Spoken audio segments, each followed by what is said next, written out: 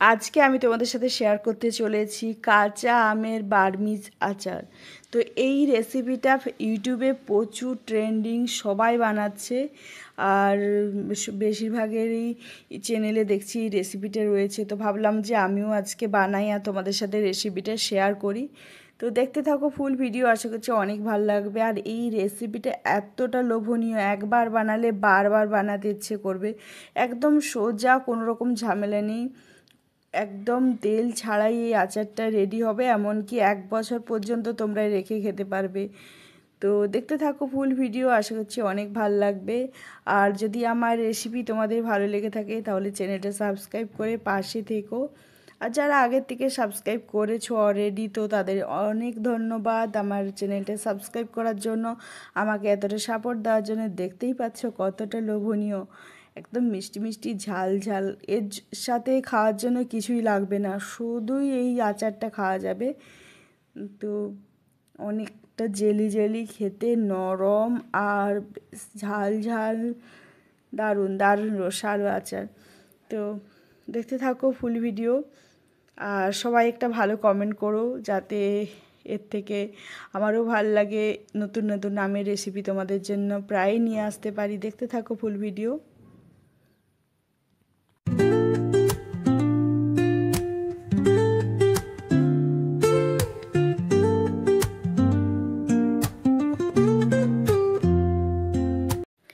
আমি এখানে 2টো আম নিয়েছি, আর এই আমগুলো খুব বেশি কচি হওয়া চলবে না, একদম পাকার আগের অবস্থায় আম হতে হবে, যেন ভেতরে আঠিটা শক্ত হয় এই রকম মানে আম নিতে হবে।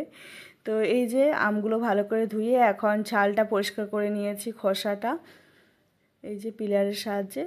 তো 2টো আমেই সুন্দর করে মানে পরিষ্কার করে তারপর ধুয়ে নিয়েছি। আর এখন একটা কাঁটা চামচের সাহায্যে এই রকম ছিদ্র করে নিচ্ছি, এতে এর ভেতরে মানে পুরো একদম জুসটা ভেতর পর্যন্ত যাবে। লঙ্কা, লবণ, চিনির রস, তো আরও বেশি জুসি হবে এই আচারটা। তো এই যে 2টো আমি প্রথমে মাঝে মাঝে কেটে আমি এটা করে নিয়েছি, এরপর ছোট ছোট টুকরো করে নেব। ছোট ছোট টুকরো করে এটা করতে অনেক অসুবিধা হয়, যার জন্য গোটা থাকা অবস্থায় পিল করার পর এটা করে নেবে, তাহলে দেখবে অনেক সহজে এটা হয়ে যায়। তো এই যে দেখতে পাচ্ছ আমের আঁটিটা বেশ শক্ত হয়ে গিয়েছে, তো যার জন্য আমি একটু এইরকম বড় ছুরির সাহায্যে এরকম ছোট ছোট টুকরো করে নিয়েছি। এই যে সেম ভাবো, এটা তো আমি এরকম কাঁটা চামচের সাহায্যে করে নিচ্ছি। তো তারপর ছোট ছোট টুকরো করে নেব। এইরকমভাবে এটা করতে বেশি সময় লাগে না। সব আমের টুকরো রেডি। আর এখানে 1 চামচ লবণ দিয়ে জল দিয়ে তার মধ্যে আমি আমগুলো কিছুক্ষণ ভিজিয়ে রাখবো, যেহেতু আম অনেক টক হয়, তো লবণ জলে যদি ভিজিয়ে রাখা হয় এর যে টক ভাবটা অনেকটা কেটে যায়।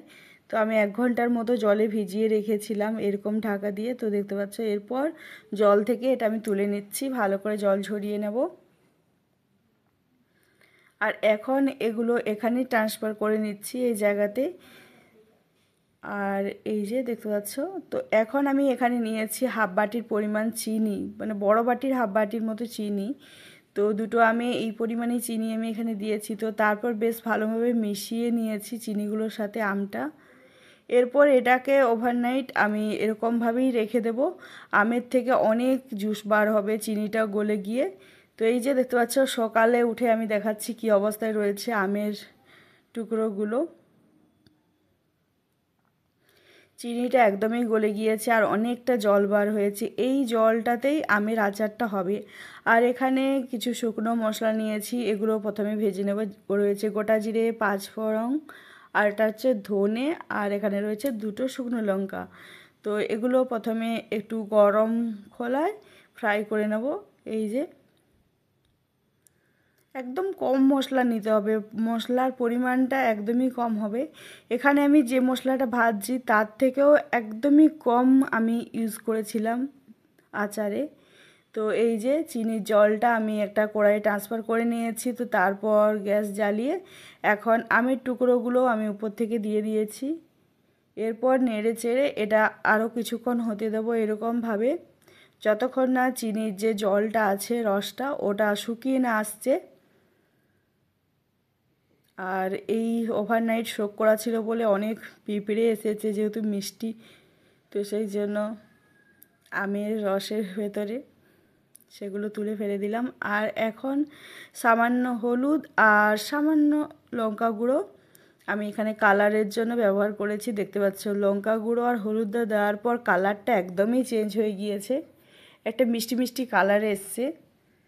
আর এই রকমভাবে এটা এরপর হতে দেব, মিনিমাম 1 ঘন্টা লাগবে এটা একদম রেডি হতে। তো দেখতে পাচ্ছ চিনির যে জলটা ছিল ওটা অনেকটা শুকিয়ে এসছে। আর এখানে আমি একদম পরিমাণ মতো দিলাম লবণ, আর এটা হচ্ছে সিরকা, যেটা হোয়াইট ভিনিগার।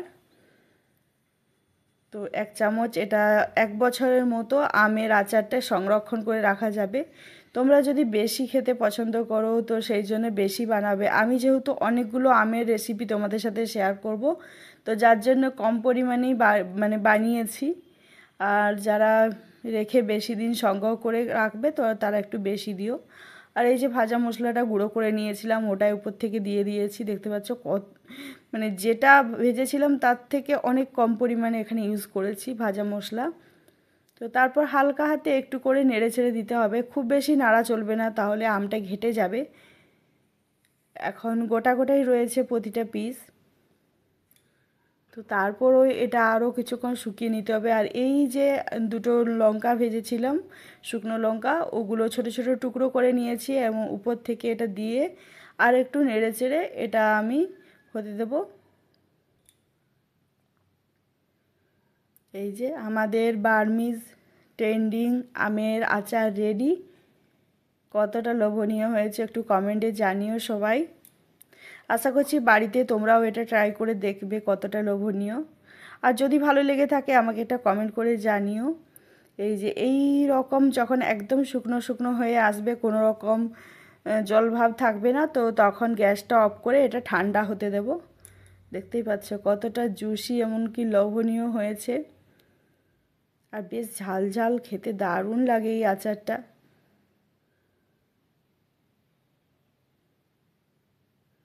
অনেক লোভনীয় একটা আচার, যার জন্য এত মানুষের এটা পছন্দ। এই যে আমি এখন প্লেটে রেডি করে নিয়েছি। এই যে দেখতে পাচ্ছ পরিবেশন করেছি, কেমন হয়েছে অবশ্যই কমেন্টে জানিও।